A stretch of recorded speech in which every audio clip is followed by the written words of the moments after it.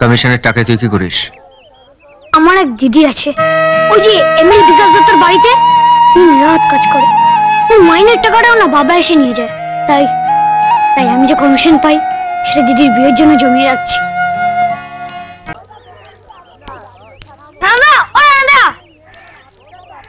Kerosene তেল পেলে না তো?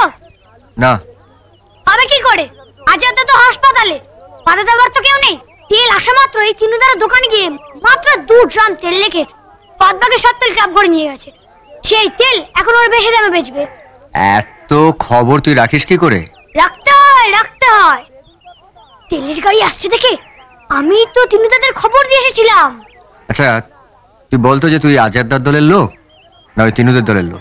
চার দোকানে কাজ করি, সবার সঙ্গে ভাব রাখতে হয়। তবে তোমায় চুপি চুপি বলি, আমি না আজাদদাকেই বেশি ভালোবাসি।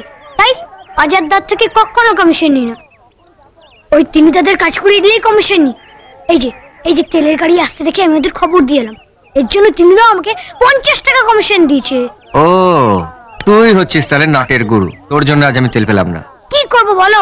সেই ভোর 4টে থেকে রাত 12টা অবধি ভোলাদার চার দোকানে কাজ করে। একবার বাসন মাজো, একবার কাপ ধো, একবার বাসন মাজো, একবারে কাপ ধো। উফ বাপরে বাপ।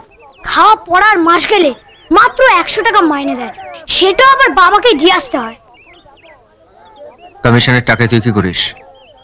আমার এক দিদি আছে, ওই যে এমএল বিকাশ দত্তর বাড়িতে রাত কাজ করে। ওই মাইনের টাকাটাও না বাবা এসে নিয়ে যায়।